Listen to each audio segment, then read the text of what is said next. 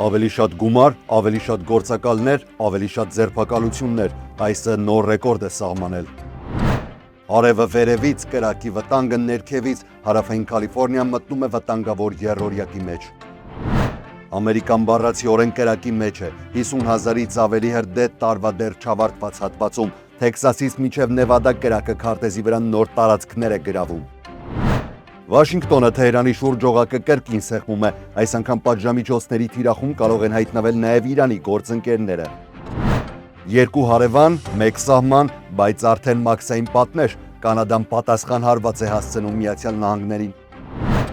Ով կորոշի, որ փոստային քվեն կհասնի հաշվարկին, ընտրություններից առաջ դատական նոր մեծ պայքար է սկսվում։ Այս եւ օրվա մյուս կարևոր իրադարձությունները առաջիկա րոպեներին։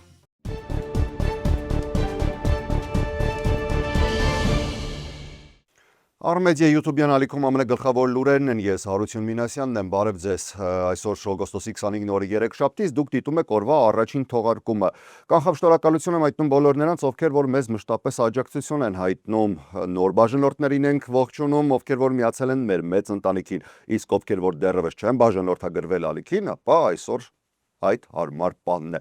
Սկսենք լուրերը ու սկսենք Գրանադա Հիլզից, ճիշտ է, 3 թողարկում չենք ունեցել, բայց երեկվա իրադարձություններից մի քանիսը առանձնացրել են։ Գրանադա Հիլզում 3 տան հրդեհը խլել է 1 մարդու կյանք։ Հրշեջծառայության տվյալներով հազանգստացվել է առավոտյան ժամը 8-ից քիչ անց Նորթ Սվինթոն Ավենյուի 11-600 թաղամասից։ Հրդեհի մարման աշխատանքներին զուգահեռ հարևաններից մի քանիսը սեփական ջրատար խողովակներով փորձել են թույլ չտալ, որ կրակը տարածվի հարակից տների վրա։ Հրշեջներին հաջողվել է կրակը վերահսկողության տակ վերցնել մոտ 23 րոպե անց։ Տան ներսում որոնողական աշխատանքների ժամանակ հայտնաբերվել է անգիտակից անձ, ավելի ուշ հայտարարվել է, որ նա մահացած է։ Զոհի ինքնությունը չի հրապարակվել, հայտնի չէ նաև մահվան պաշտոնական պատճառը։ Դեպքի վայրում աշխատում էին Լոս Անջելեսի ոստիկանության աշխատակիցներն ու հրկիզումների գործերով քննիչները։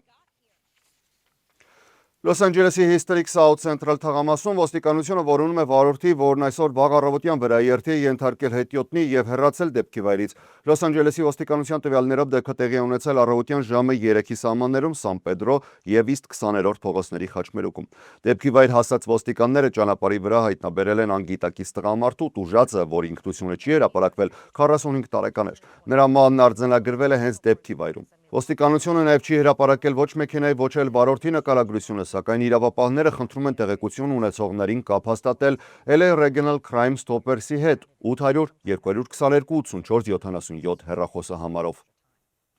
Հարավային Կալիֆորնիայում սկսվում է շաբաթվա ամենաշոգ հատվածը։ Այսօրվանից միաժամանակ ուժի մեջ են մտնում շոկի վերաբերյալ կարմիր դրոշի նախազգուշացումներ հրդեհների բարձր վտանգի պատճառով։ Ազգային օդերևութաբանական ծառայության տվյալներով առաջիկա 3 օրերը լինելու են այս շոկ ալիքի գագաթնակետը։ Բարձր ճնշման հզոր համակարգի պատճառով ցերեկային ջերմաստիճանը նորմայից մոտ 10-ից 15 աստիճանով բարձր կլինի։ Եռանիշ ջերմաստիճանների ցածր խոնավության եւ տեղային ուժեղ քամիների համադրությունը զգալիորեն մեծացնում է արագ տարածվող հրդեհների վտանգը։ Կարմիր դրոշի նախազգուշացումը սկսվել է երեքշաբթի առավոտյան ժամը 10-ից եւ նախատեսվում է պահպանել այն մինչեւ ուրբաթ ժամը 3-ը։ Ամենաբարձր վտանգի տակ են հարավային Կալիֆորնիայի ներքին շրջանները, լեռնային եւ դրանց հարակից նախալեռնային գոտիները։ Պաշտոնյաները զգուշացնում են, որ ցանկացած բռնկում կարող է շատ արագ վերածվել խոշոր եւ դժվար վերահսկվող հրդեհի։ Բնակիչներին խորհուրդ է տրվում առավելագույն զգուշությամբ օգտագործել այնպիսի սարքեր կամ գործիքներ, որոնք կարող են կայծ առաջացնել, հետևել շրջակա իրավիճակին եւ հրդեհի դեպքում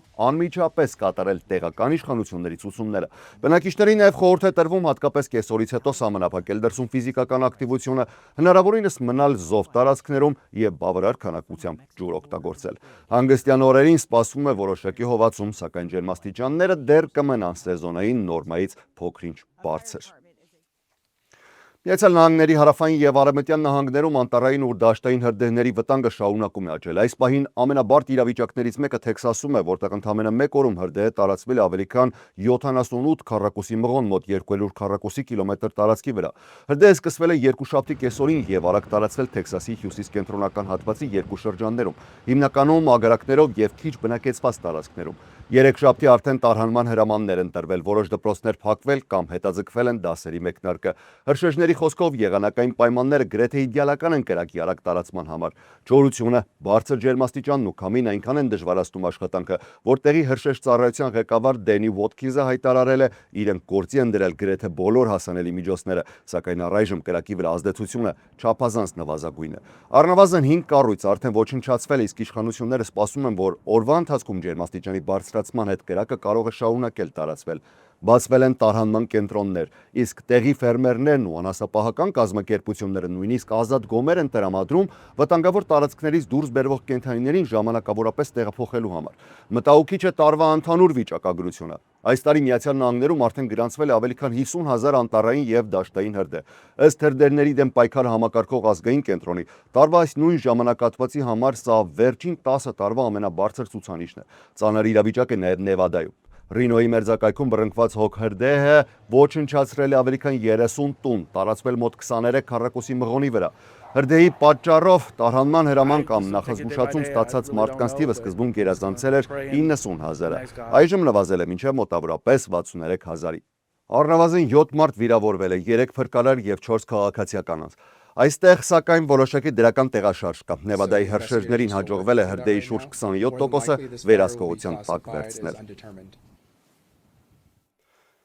Այսի ներգաղթային ձերբակալությունները հասել են նոր բարձրակետի։ Հուլիսին Միացյալ Նահանգների ներգաղթի եւ մաքսային ծառայությունը այսը ամբողջ երկրում ձերբակալել է 49571 մարդու, սա Թրամփի երկրորդ վարչակազմի ընթացքում մեկ ամսվա համար գրանցած ամենաբարձր ցուցանիշն է։ Թվերը ցույց են տալիս, որ ներգաղթային քաղաքականությունը ոչ թե մեղմացել է, այլ վերջին ամիսներին կրկին զգալիորեն ակտիվացել։ Համեմատության համար հունիսին այսը ձերբակալել էր 43021 մարդու, այսինքն ընդամենը մեկ ամսում աճը կազմել է մոտավորապես 15%։ Օրինակ փետրվարին ձերբակալվածների թիվը 29241 էր։ Փետրվարի համեմատ հուլիսյան ցուցանիշն արդեն մոտ 70%-ով ավելին է։ Փոխվել է նաև գործողությունների մեթոդը։ Տարվա սկզբին մեծ քաղաքներում իրականացվող աղմկահարույց գործողությունները հաճախ հայտնվում էին լրատվամիջոցների ուշադրության կենտրոնում եւ բողոքի ցույցերի պատճառ դառնում։ Այժմ բազմաթիվ ձերբակալություններ իրականացվում են ավելի քիչ հրապարակայնությամբ, սակայն ընդհանուր թիվը շարունակում է աճել, հատկապես առանձնանում են Թեքսասն ու Ֆլորիդան։ Միայն այս երկու նահանգներին բաժին է ընկել հուլիսյան գրեթե 20,000 ձերբակալություն։ Այստեղ կարևոր դեր ունեն այսպես կոչված 287G համաձայնագրերը։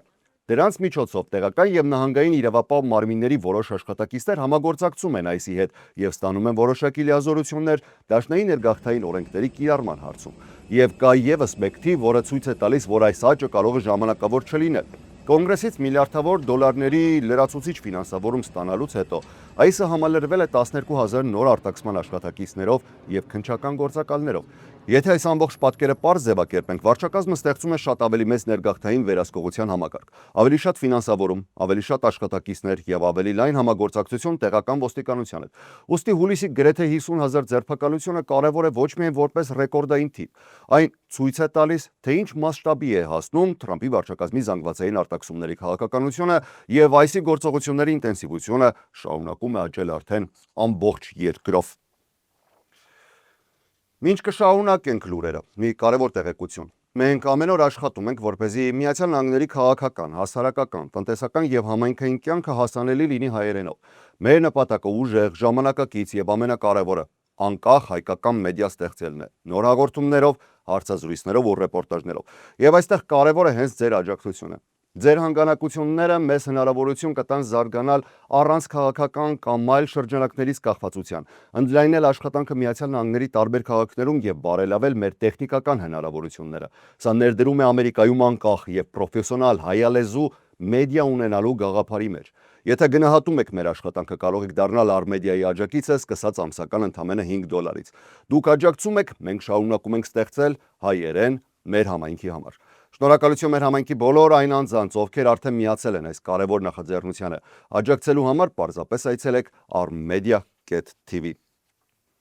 Եվ իհարկե ցանկանում եմ շնորհակալություն հայտնել մեր գործընկերներին Cosmo Palace-ին, Կոզանյան Meat and Liquor-ին, Geris Moms Bakery-ին եւ Vivaldi Catering-ին։ Իդեպ եթե առաջիկայում Vivaldi Catering-ից պատվեր կատարեք եւ նշեք, որ նրանց մասին իմացել եք մեզանից, այսինքն Armedia-ից, կստանաք նաեւ ձեր պատվերի հետ միասին նվեր ամառային սեթ։ Իդեպ այս ակցիան գործում է մինչեւ այս ամսվա վերջ։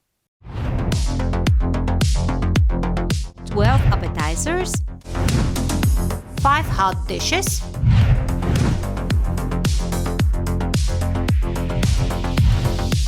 5 sites. $300 for 10 to 12 people.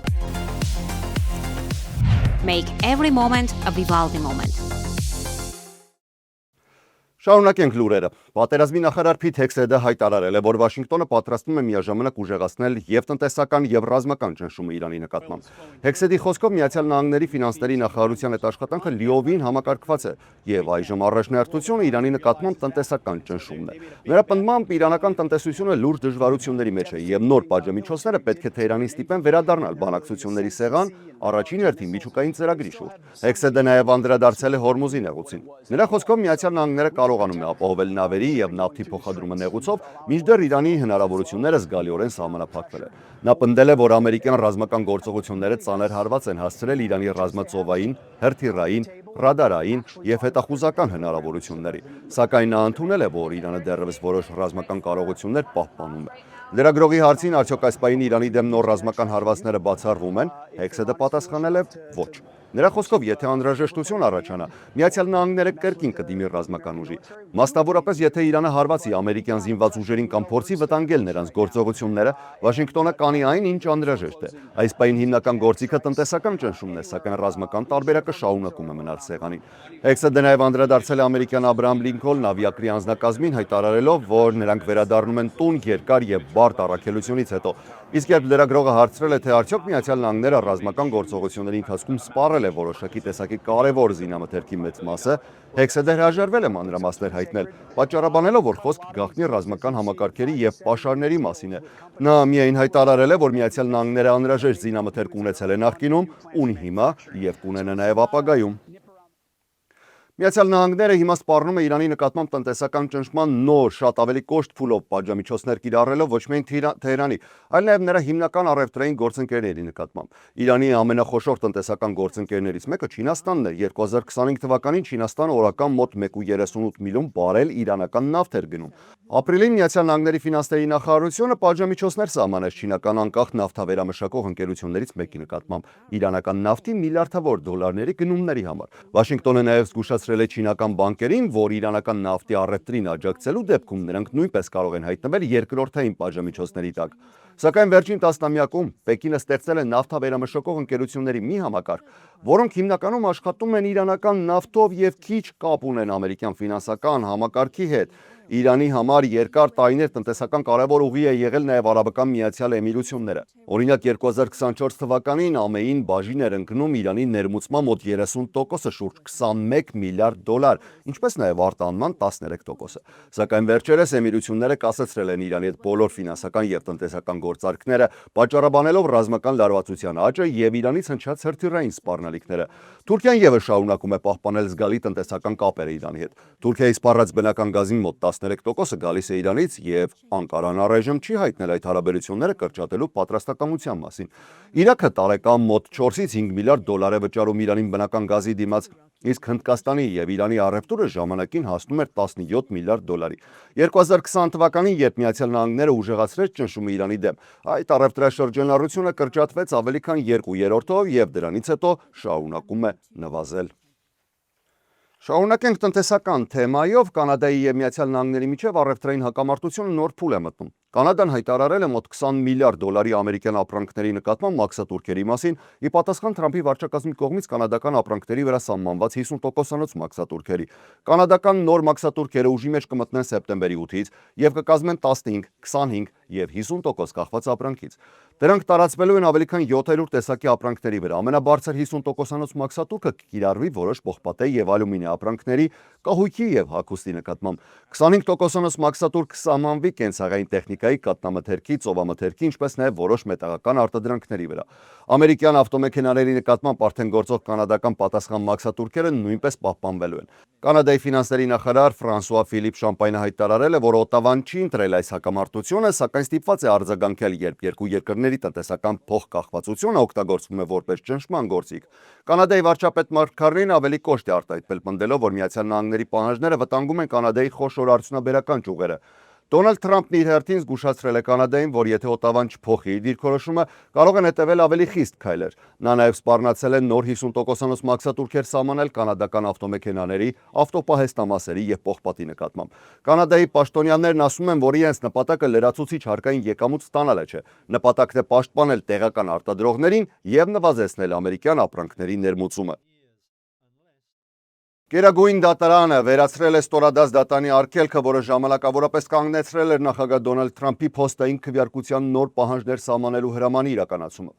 Գերագույն դատանի մեծամասնությունը որոշել է, որ ստորադաս դատանը դեռ վաղ է միջամտել, քանի որ փոստային ծառայությունը տվյալ պահին վերջնական կանոն չէր ընդունել։ Դատանի ձևակերպմամբ դաշնային դատարանները պետք է վերանայեն այդ ընդունված վերջնական կանոնները, ոչ թե նախնական հրահանգները։ Այս որոշումը հնարավորություն է տալիս Թրամփի վարչակազմին կրկին առաջ տանել փոստային քվեարկության նոր սահմանափակումները նոյեմբերի նախատեսված միջանկյալ ընտրություններից առաջ, սակայն իրավական պայքարը չի ավարտվել։ Փոստային ծառայությունն արդեն հրապարակել է վերջնական կարգավորումը եւ այն վիճարկող նահանգները նորից դիմել են դատարան։ Գործի միացել են 23 նահանգ եւ Կոլումբիայի շրջանը։ Հայցը գլխավորում են Կալիֆոռնիան, Մասաչուսեթսը, Նևադան եւ Վաշինգտոնը։ Մարտին Թրամփը ստորագրել էր գործադիր հրաման, որով վարչակազմին հանձնարարել է ստեղծել քվեարկելու իրավունք ունեցող ստուգված քաղաքացիների ցուցակ եւ նոր չափանիշներ սահմանել փոստով ուղարկվող քվեաթերթիկների համար։ Գերագույն դատանի 3 լիբերալ դատավորները դեմ են արտահայտվել որոշմանը։ Դատավոր Սոնյա Սոտոմայերը նշել է, որ այս որոշումը չի պատասխանում հիմնական հարցին. արդյոք նախագահն իրավասու է նման կերպ միջամտել նահանգների կողմից ընտրությունների կազմակերպմանը։